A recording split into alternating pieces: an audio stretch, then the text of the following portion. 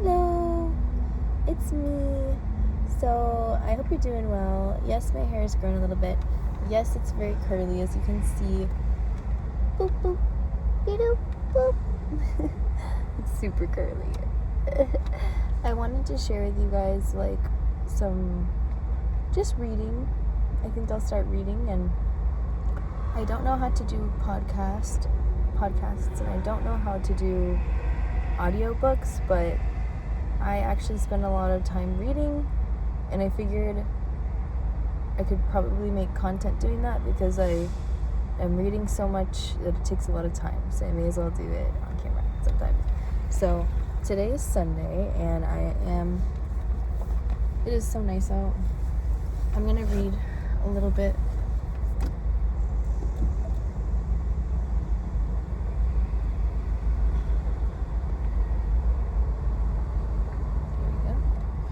From the Bible. This is the New International Version, I think. I don't know. I should know, but it's not the new King James Version.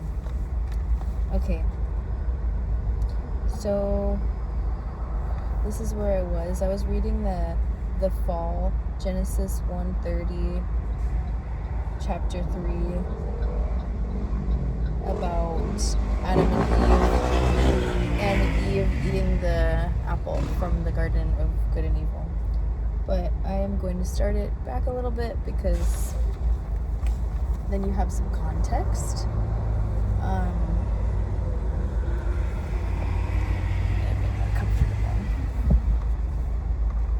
It's like 79 degrees here in Hollywood. It's a really beautiful day. And I'm in the shade. So it's nice. Okay.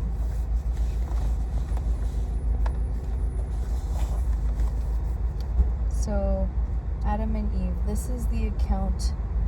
I don't know. Maybe I should be facing this so you can hear me a little bit better.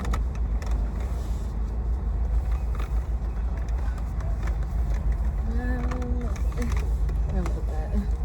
All right, but now I'm in the sun. All right, I'll try. It'll have to do. Adam and Eve. This is the account of the heavens and the earth when they were created, when the Lord God made the earth and the heavens. Now no shrub had yet appeared on the earth, and no plant had yet sprung up, for the Lord God had not sent rain on the earth, and there was no one to work the ground. But streams came up from the earth and watered the whole surface of the ground. Then the Lord God formed a man from the dust of the ground and breathed into his nostrils the breath of life, and the man became a living being. Now the Lord God had planted a garden in the east in Eden, and there he put the man he had formed. The Lord God made all kinds of trees grow out of the ground, trees that were pleasing to the eye and good for food. In the middle of the garden were the tree of life and the tree of knowledge of good and evil. A river, the breeze feels so good.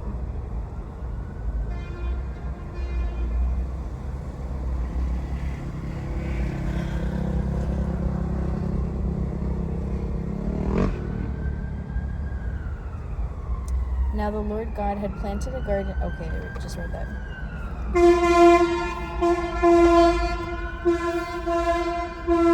Sorry, you will occasionally hear sirens pretty often.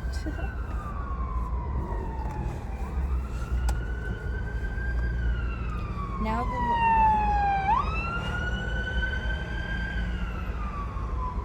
it's a waiting game sometimes. All right. A river watering the garden flowed from Eden. From there it was separated into 4 headwaters. The name of the first is the Fishon, and it winds through the entire land of Havilah, where there is gold. The gold of that land is good. Aromatic resin and onyx are also there. The name of the second river is the Gihon. It winds through the entire land of Cush. The name on the third river is the Tigris. It runs along the east side of the Asher. And the fourth river is the Euphrates. The Lord God took the man and put him in the Garden of Eden to work it and to take care of it. And the Lord God commanded the man, "You are free to eat from any tree in the garden, but you must not eat from the tree of the knowledge of good and evil. For when you eat from it, you will certainly die." The Lord God said, "It is not good for the man to be alone. It will make a helper suitable for him."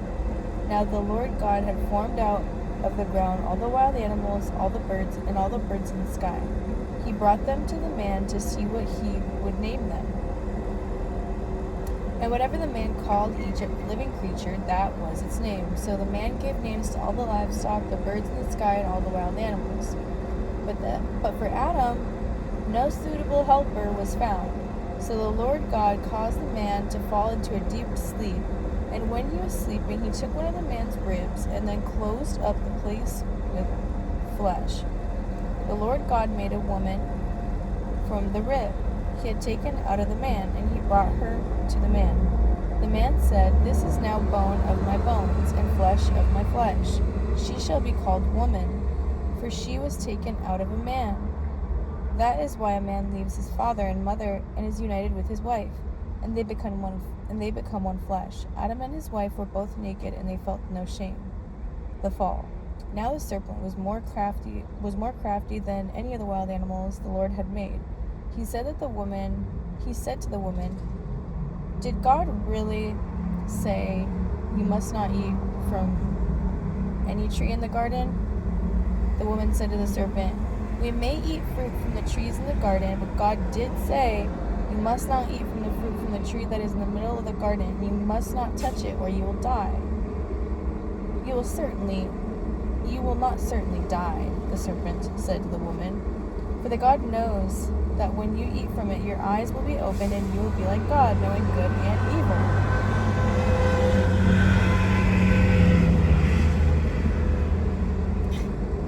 That's the bus.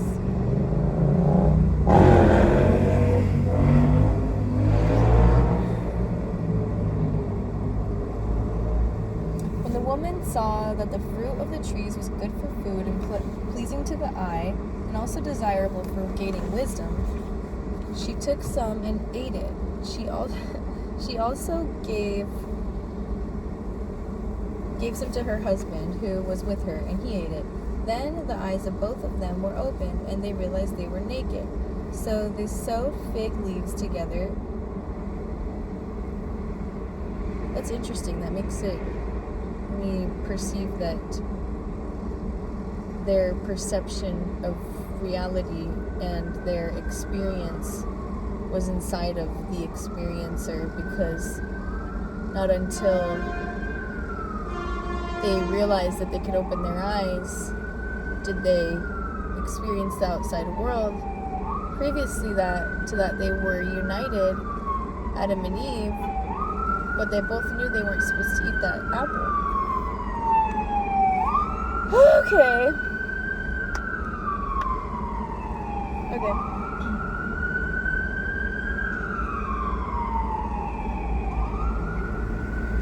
Okay.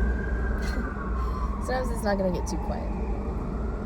Then the man and his wife heard the sound of the Lord God as he was walking in the garden in the cool of the day, and he hid from the Lord God among the trees in the garden. But the Lord God called to the man, "Where are you?" He answered, "I heard you in the garden, and I was afraid because I was naked, so I hid." And he said, "Who told you that you were naked?" And he said, "Who told you that you were naked? Have you eaten?"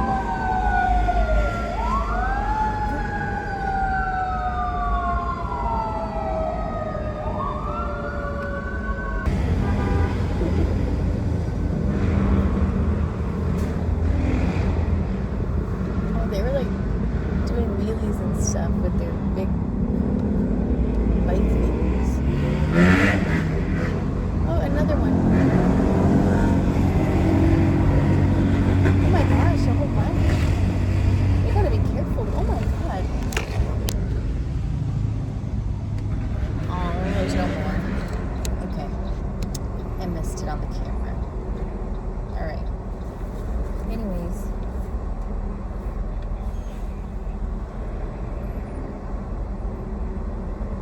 Where was I?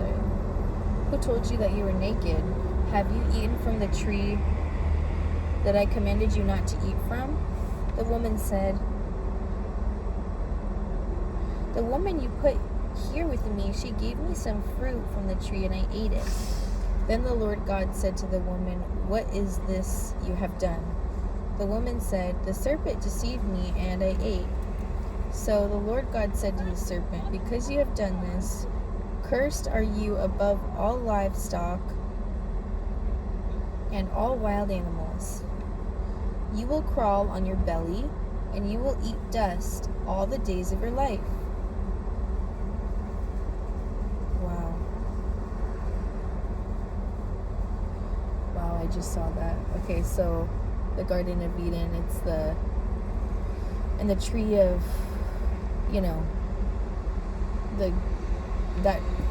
what is it specifically called?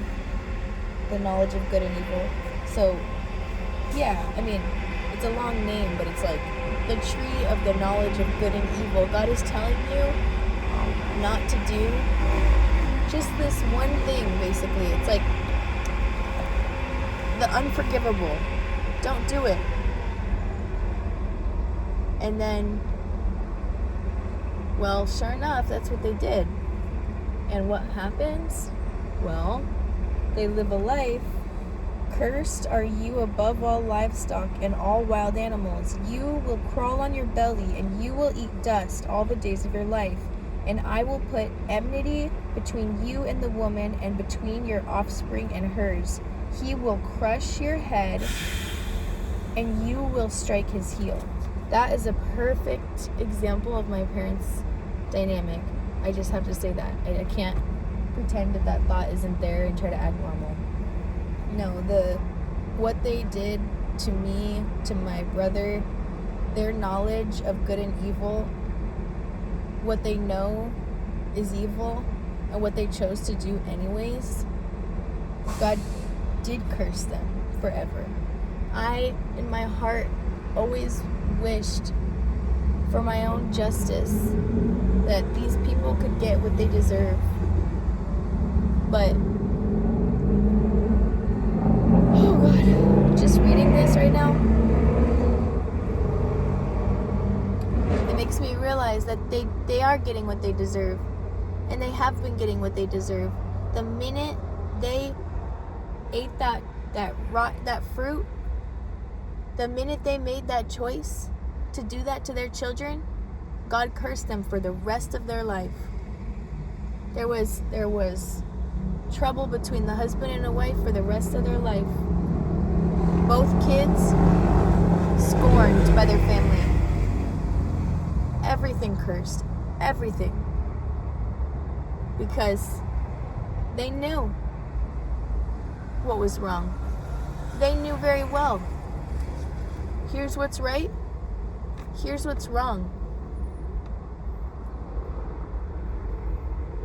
On the judgment scale, we're not doing this shit like the autism spectrum. We don't do, pedophilia is a little bit on this side of a bad scale. No, it's bad and it's evil and it's wrong. Child neglect, we don't go, well, on a scale, it's a little bad. No, it's always bad. It's always evil. There can be negligent situations where it could be considered abuse to where it was not intentional. However, who is to say that's not bad? At that point, you're really weighing things on two.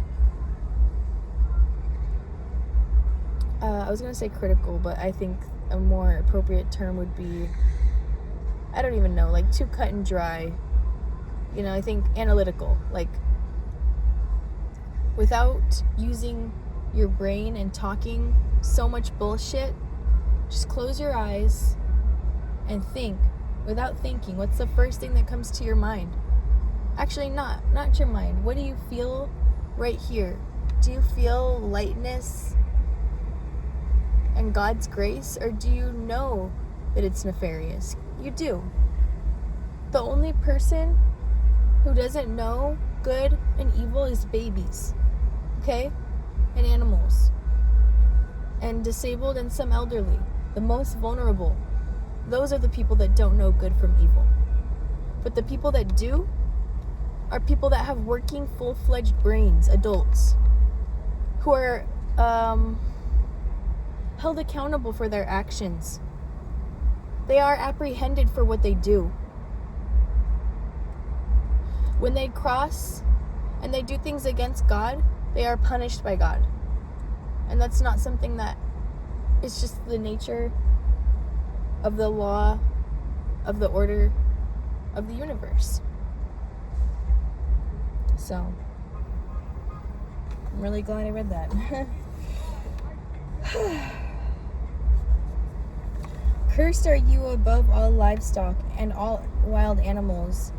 You will crawl on your belly, and you will eat dust all the days of your life. And I will put enmity between you and the woman, and between your offspring and hers. He will crush your head, and you will strike his heel. To the woman he said, I will make your pains in childbearing very severe. With painful labor, you will give birth to children. Your desire will be for your husband, and he will rule over you. Damn. I can see that with my parents too. They didn't love each other. They knew what they were doing before they even got married. They knew what they were doing before they even brought me into the picture. My mom, the only advice she ever gave me in my life was marry a rich man. Never anything else did she say. And I've never in my life seen a more miserable, hateful, unhappy, unsatisfied woman than my own mother. Ever. I've never met anybody worse.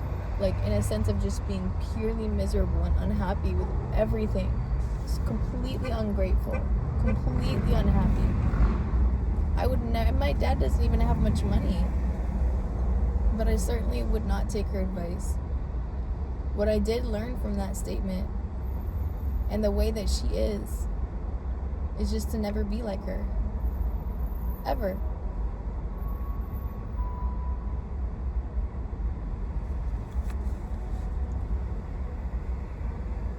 And my mom had preeclampsia in her childbirth. She had terrible pains. She almost died in both of them. She wasn't supposed to have another baby, and she did. She almost died in both of them.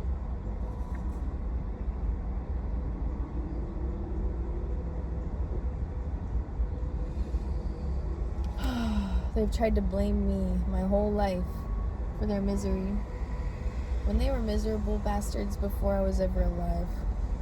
And that right there is the truth. On God.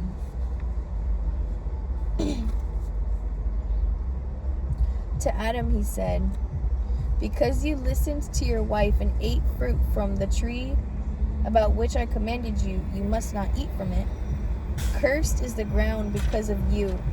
Through painful toil you will eat food from it all the days of your life. Oh my God, that's my dad too.